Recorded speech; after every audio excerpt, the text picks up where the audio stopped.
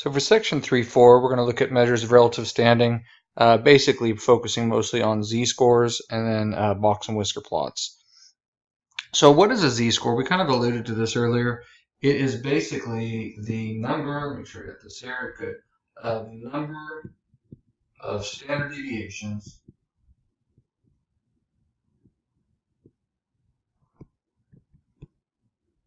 a number is from the mean.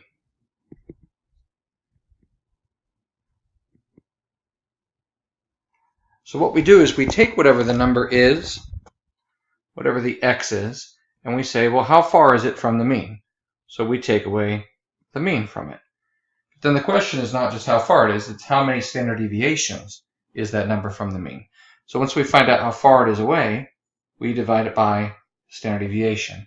That standardizes the value. It basically tells us how far it is in relation to the number of standard deviations it is from the mean. And that is a z-score. We have two different forms of this.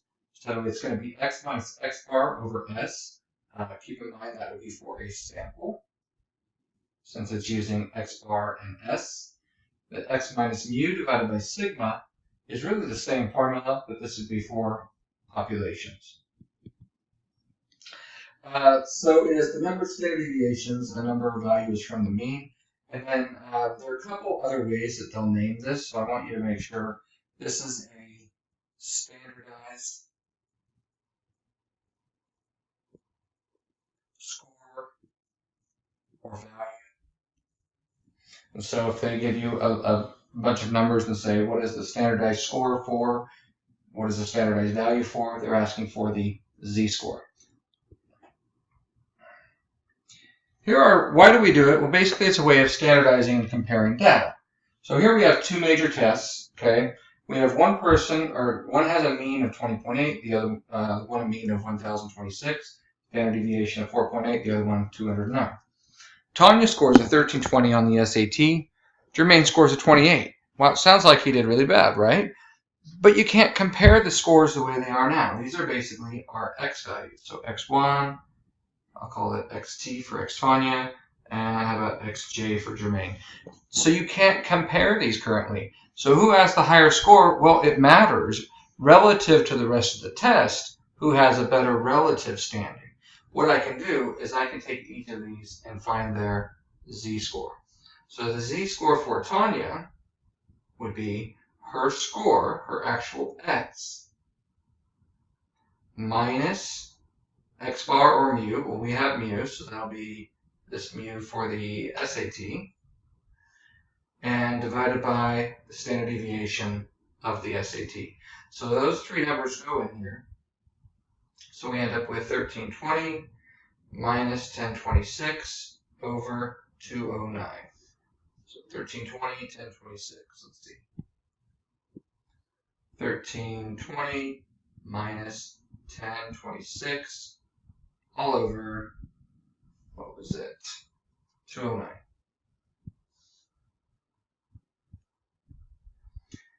And this tells me, control enter, this tells me that the z-score was 1.4067. And they'll round that for you. So that means that Tanya scored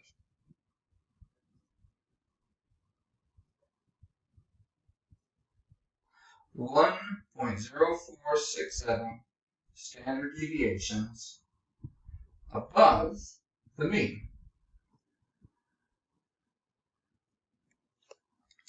For Jermaine, he had a score of 28 minus the mean of the SAT divided by the standard deviation. So 28 minus 20.8, I'll do a control divide, 28 minus 20.8 all over, what was it, 4.8.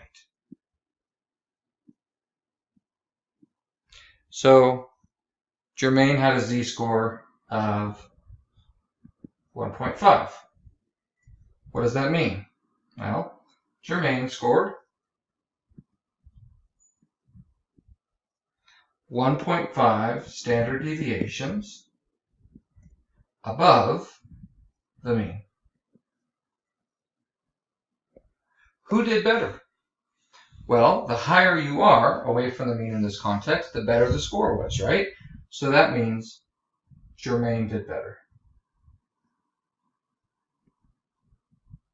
In comparison to everyone who took the test, Jermaine had a higher score relative to everyone that took his test than Tanya did relative to everyone that took her test. So we have standardized it. We can compare two things that are very different, but by standardizing them, we could say, how did that group do in comparison to the entire population? Jacob got a 17. Emily scored a 680. Who had the higher score? Well, let's see. 680 minus 1026 over 209. This will be for Emily. And Jacob, 17 minus, what was that number? 20.8 over 4.8. In this context, both of these people scored below the average, right? So what's going to happen to their z-score is it's going to be negative. 680, 1026, C.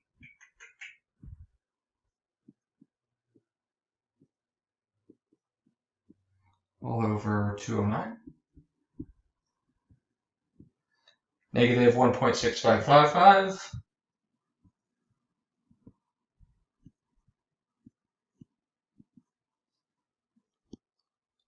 Okay. And that one was negative. And for Jacob, 17 minus 20.8.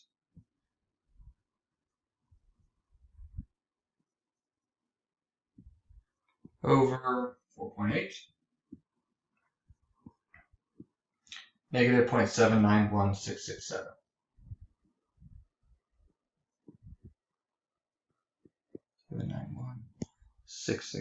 Okay. So who did better? Right? Well, which of these is higher? Some of you are like, well, yeah, Jacob. But it's like, well, that seems like a bigger negative. But keep in mind, I'm dealing with a z-score where the mean will have a z-score of 0. That's where the mean falls. And so here we have Jermaine falling just in front of negative 1. That would be not Jermaine this time, Jacob. Versus Emily scores between the negative 1 and the negative 2. So Jacob is actually closer to the average than Emily in this population. So they both actually do really poorly, but Jacob did better relative to Emily's. Okay? We normally would not be able to compare these, but by standardizing them, we're able to compare the scores. A z-score measures the number of standard deviations. Done. They're expressed as numbers with no units. It's considered unusual if it's from -2 or +2.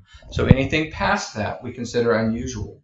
Prior to this, I think we discussed unusual as a probability if the probability of that event occurring is less than 5%. Well, that sort of makes sense if you think about the empirical rule. How much of the data falls within 2 standard deviations? Well, that's 95%, isn't it? So any numbers out past this, out past 2 standard deviations, are considered unusually far away. And if the data value is less than the mean, to the left of the mean, we said in the middle of the mean is 0. To the left, the z-scores are negative. To the right, the z-scores are positive. So percentiles, we've kind of talked about before, are kind of a percentage relative to the entire group. There are ways of us calculating this using z-scores later on. We've done it a little bit by using the empirical rule, But here's kind of an approximate way of getting a percentile, is to say, look, here's numbers. We have 20 gasoline-powered two-seater cars, okay? If I want a percentile, I can say how many numbers, okay, are less than that, and divide it by the total number of values. And if you multiply it by 100, you end up with a percentage, okay?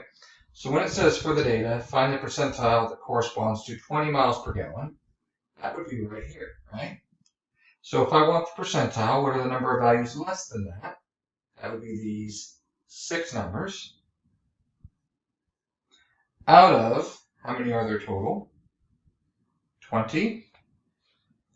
That ends up being 0.3, not a percentage, so we say times 100, or the 30th percentile. Okay? So that score is basically above 30% of the data, so it's on the 30th percentile.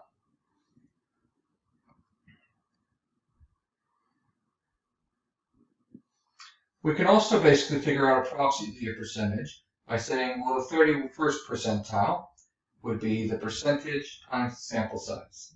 So the 31st percentile, because we just said that was the 30th, would be 31% times 20 numbers is the 6.2nd number. So that means it's the number past the 6th number. You can't have 0.2 of the number.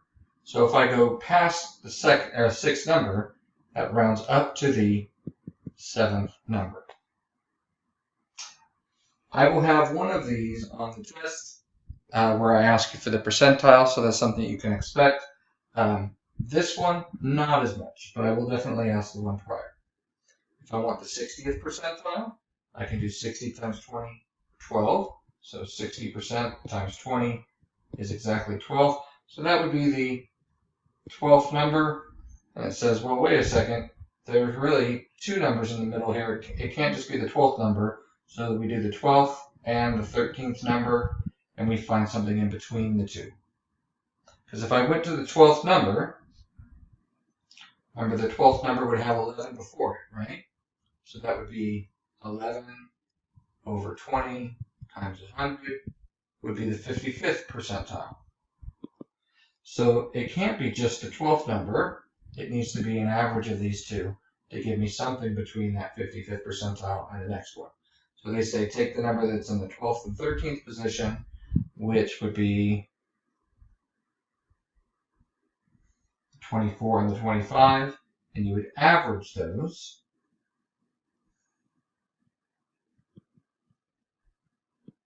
To get 24.5. Okay, we aren't really going to be doing this part. A couple of these pop up in the homework. What is on the test? Where did it go?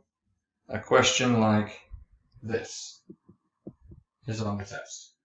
Okay?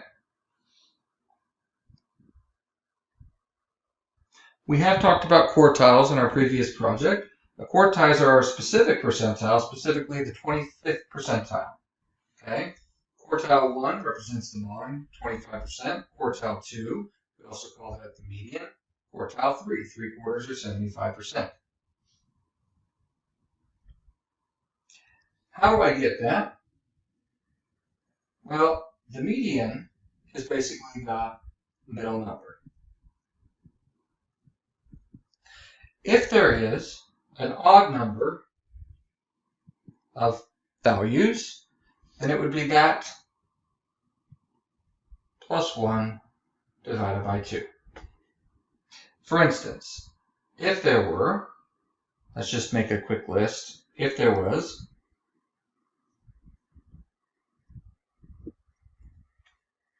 there are 5 numbers, right? So what you would do is 5 plus 1 over 2. The third number would be the median. What if there was an even number? So what if I had 1, 3, 5, 7, 9, 10? Well, if it's even, then we take n plus, or sorry, just n divided by 2.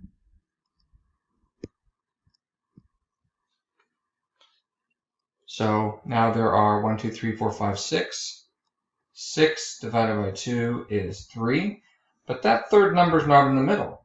So what you do is you take the n over 2 number plus the next number and divide it all by 2. So you find the average of the two middle numbers. So this n divided by 2 is 3. So I will take the third number and the fourth number and find what's in the middle of those. What's in the middle of 5 and 7? In this situation, quartile 2 would be the middle number 6. What do you need to know? The median is the middle number. What is the first quartile? Well, if I take this lower half, that's these three numbers, right? What number would be in the middle of those? That would be quartile 1.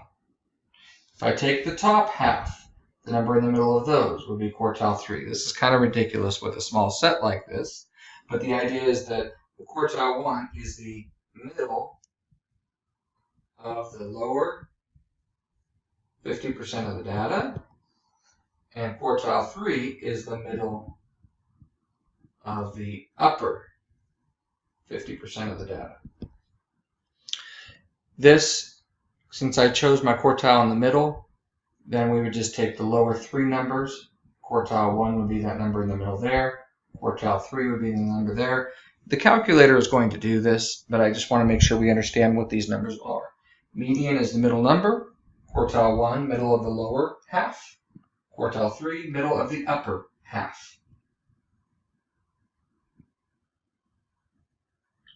Here's a list of numbers. There are 20 numbers.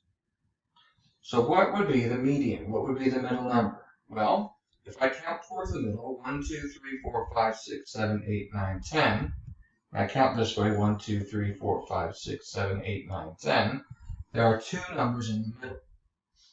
This would be, since it's even, 20 divided by 2 is 10, so it's going to be the 10th plus the 11th number averaged. Well, they're both 23, but if I did 23 plus 23 over 2, that would give me a median of 23. How do I get the quartile 1? Take the lower, find the number in the middle of those. 10 numbers there, 1, 2, 3, 4, 5. Quartile 1 should be between 17 and 19, or 18. Take the upper 50%. What number's in the middle of those? 26 and 28, or 27. This I'm not going to make you do by hand. It's good to understand where these values fall, the number that's in the middle of the lower half, the middle of the upper half. What will we do? We're going to use technology. So I have this list typed in here, 13, 15, 16, 16, 17. Make sure those are the same numbers. Yep. So take a second. You can pause this and type those in. And here we're dealing with the gas of the car seaters, right? So the mileage, miles per gallon. So if you want to, you can name it. I don't think we're doing anything terribly exciting with this. Miles per gallon. Okay? And what I can do is I can get a list of all these numbers using statistics, calculations. Oh, in a second. And one variable statistics. I'll do that again. Menu, statistics, calculations, one variable statistics. We have a single list. You can do this on multiple lists, but for now I'll hit OK.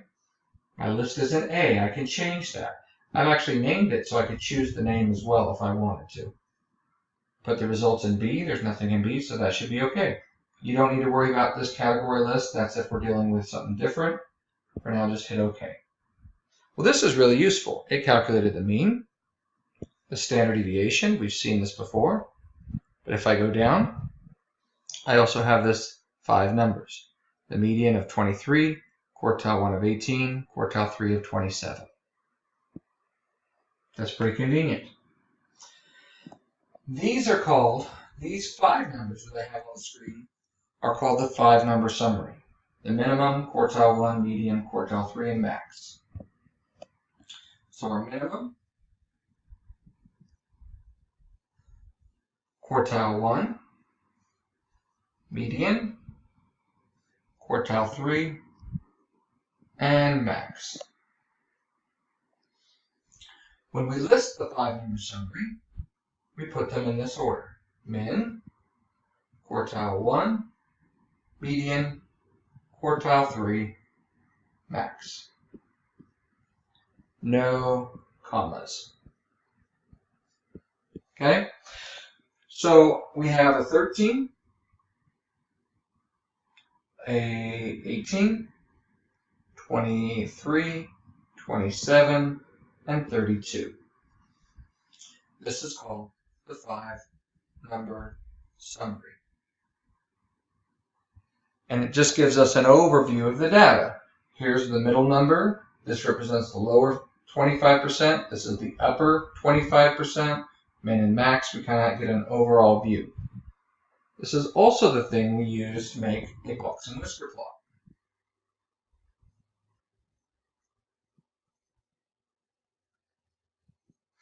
I take these 5 numbers and I plot them on the x-axis. So if I start at 10, I want to go all the way to 32. So I could probably go by 2s. 12, 14, 16, 18, 20. 2, 4, 6, 8, 30. That should be 32. So 13 will be between 12 and 14. And we put a vertical line there. 18 falls right before the 20. We put a vertical line there. 23, between 22 and 24. 27, between 26 and 28. And 32. To make a box and whisker plot, we take the middle 50% of the data between quartile 1 and quartile 3. That's the middle 50% of the data. And we make a box out of those 3. This represents the middle 50% of the data. That's the box. The whisker, we draw a line going off of the box to show this. Your calculator will do this as well. And I'm okay if you know how to do this with a calculator, but please know that on the test, you will be expected to do this by hand. Meaning I will give you some values, I'll have you verify outliers, we haven't even talked about that yet, and you will need to be able to do this by hand. For the homework, type in the numbers, feel free to do this. How do we do a box and whisker plot with our technology? Well, first, make sure if you haven't done so, you have to name the data. Second, from the home screen, we choose our 5th option over, and we need to choose, we go down to the bottom and we click and we add the X variable. If you need to use these little arrows, you can use that to move the hand around. I think you can also tab through it, but put that on the X axis. We now have a dot plot. Menu, plot type, we've done histograms. Notice there's also a box plot. Is this what our picture looks like? 13, 18, 23, 27, and 32. All 5 of those numbers. Box and whisker plot. What this shows is it can verify symmetry.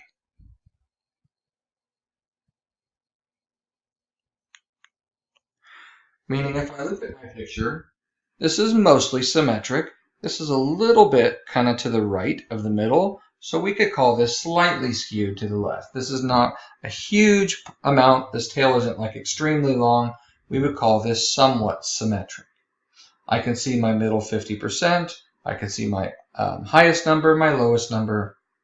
Kind of a nice way of displaying data. Notice there is nothing on the y-axis since we're not doing any frequency. If you want to put a line there, you can. It's not necessary. Your choice. How do I verify outliers? Well, an outlier, which we've talked about before, is a number that is extremely far away from the rest of our data. How far? Well, we need to specify. You can have an upper number that is an outlier if it is past quartile 3. How far? 1.5 IQRs. What the heck does that mean? Well, let's do this real quick. IQR, interquartile range, is the range between the highest quartile and the lowest quartile, Q3 minus Q1. An upper outlier is if you get really high past quartile 3. How far? More than 1.5 IQRs. What does that look like visually? The interquartile range is the range between these quartiles from 18 to 27. That's 9 numbers. If I took that width and I did 1.5 of that, that would be 13.5. I would have to have a number past 13.5 past quartile 3. I would have to have a number basically past 40.5. None of our numbers go that far. Oops. They're about to mess this thing up. None of our numbers go that far, right? Because we stopped at 32. But anything past that would be an outlier. We said Q3 plus 1.5 IQRs. So I predicted 40.5. So actually, if I go back and I change my highest number from 32 to too far to 41, that should now be an outlier. I update my graph. It now shows that number is too far away. It is considered an outlier. How far? 1.5 of these boxes past quartile 3, and that is just past it. The second way we get an outlier, we can also have lower outliers. A lower number that is 1.5 standard deviations before quartile 1.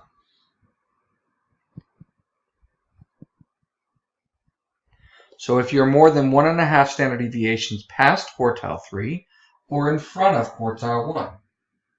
Going back to this example, we said between Q1 and Q3 was 9. So 1.5 of those would be 13.5. That's 1.5 times the interquartile range. So to be a lower outlier, you would have to be 13.5 below quartile 1. So that's what, 6.5? We don't have any numbers that low. There are no lower outliers here. Okay? Take a minute. With this data set, make sure you type it in. This one, I hope, has some outliers. We're going to verify it. So take a minute, type these in. We are not going to get the 5-number summary by hand. Okay? We're going to take all these numbers, and once you have them, type them in. Let's make sure we name it. We're going to need that for later. It's for AA batteries, so I'll just put AA. Okay? How do I get the 5-number summary without doing this by hand? Menu, statistics, calculations, one variable, list is in A, put the results in B, hit OK. Mean, standard deviation, hopefully you're comfortable with this by now. Going a little further down, these are our 5-number summary. 363, 386. No comments. Got myself in trouble. 395, 410. And 431. Okay? These are the 5 numbers that would make up my box and whisker plot, unless there's any outliers. How do I verify it? First, I find out what is the interquartile range. What is the range between Q3 and Q1?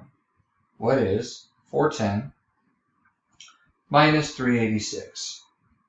How about 24? That is the range between the quartiles. When do we have an upper outlier?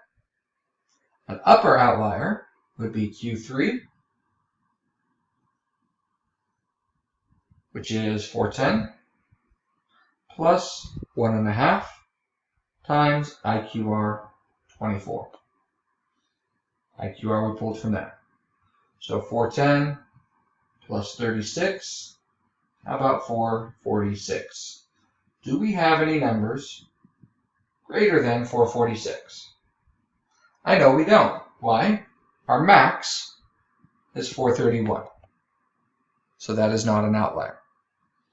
We could also have a lower outlier if we had a number that is less than Q1, 386 minus 1.5 times the IQR.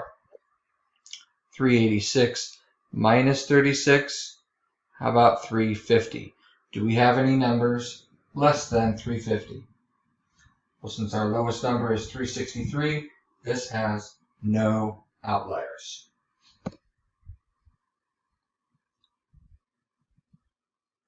Meaning, if I were to graph a box and whisker plot for this, I would just use these 5 numbers, and there will be no outliers. How do we graph it again? 5th option over. Choose our X. Notice we had to name it. AA. Menu, plot type, box plot. No outliers. Relatively symmetric. Going on. Box plots, easy to compare by hand, good for comparing. Make sure you do a 5-number summary. Min, Q1, median, Q3, max, no commas. We can also put box plots on top of each other since there's no value on the y-axis, and it's really easy to compare. So this represents 2 boxes of cereal, and I'm just a lover of raisins, and so I want to know which of these has more raisins. Obviously, brand A looks like it has way more compared to brand B, right? But when we look at this, what would we do? Well, we could say things like, here is quartile 1 on brand A. So basically, brand A's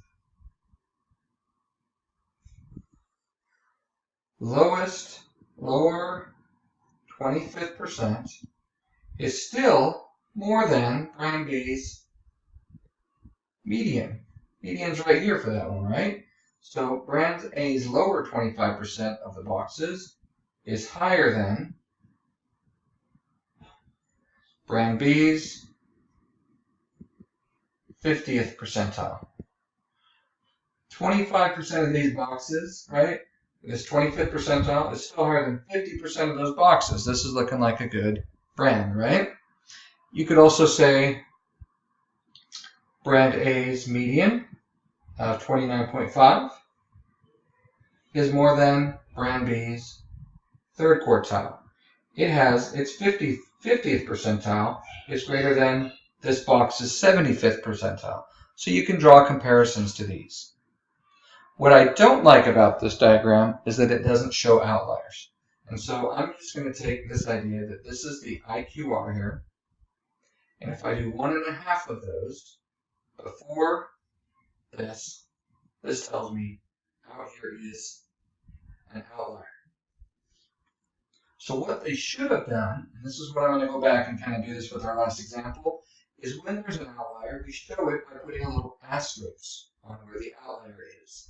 And then we bring the whisker back to the next, well, I guess the next lowest number. That is not an outlier. Okay? If I do 1.5 of these boxes, 1.5 IQRs past Q3, obviously no numbers are past that. That is not an outlier. I can do the same thing with this. Take this box, 1.5 of them. No numbers were really way that far out, so this one has no lower outliers. Upper, if I take 1.5 of these, I would argue it's pretty close. I'm not pulling out a ruler, but if there was a number past that, then we would denote it with a little star or a dot, and that would be an outlier. What would we do then? we would bring the whisker back, and we would put it at the next highest number. So we would bring the whisker back to. So going back to the example that we had, this did not have any outliers. But we said any number past 446 would be an outlier. So, double A values.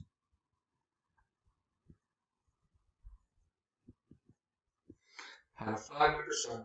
I'm just going to do this kind of quick, an approximation of, it is already there. 363, 386, 395. So 363, 386, 395, 410. And 431. Okay? So if I went and graphed this, and let's just do 300, 350, 400, 450. I think I should have spread that out a little more.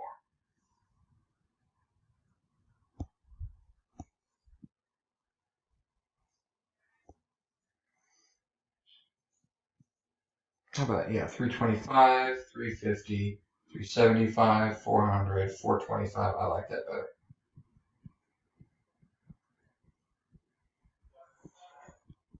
And I'm going to do a quick picture here. 363, somewhere between 350 and 375. 386, 395, really close there. 410, and 431. There's our box and whisker. Quick approximation. But we said any number below 350 or greater than 446. So any number below here would be an outlier. And 446 would be an outlier. So what if I went to my list and I made a number that was, let's say, just 350, right? So I'm going to go to my lowest number, which was 363, and I'm going to make it 350. So I got to search this sucker and find 363 because these are in order. There it is. What if I made that 350? Would that be an outlier? Let's see. Click on double A's again. No asterisks yet.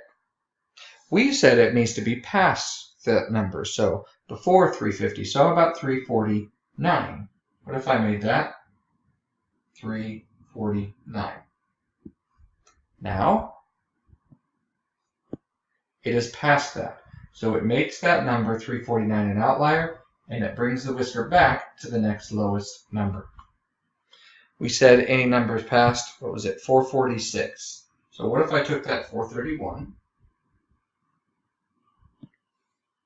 and I gotta find 441 now.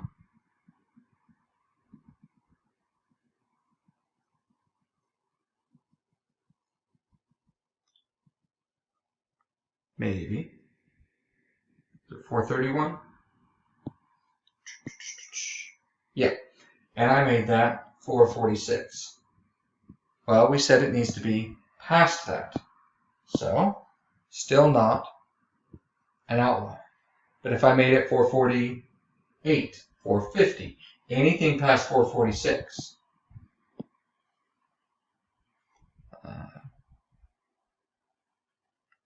oh crap, I lost it.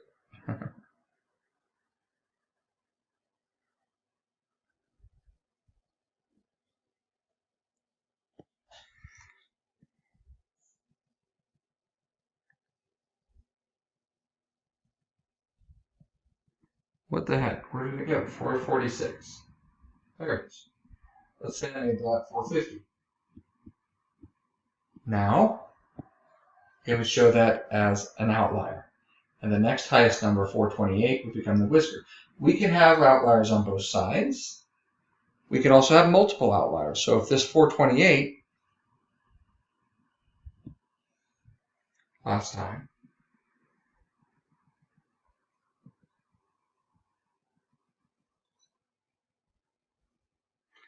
Became a 447. We would now have 2 upper outliers, and it would jump to the next highest. So the technology will mostly handle this, but you will need to, on the test, do one of these by hand.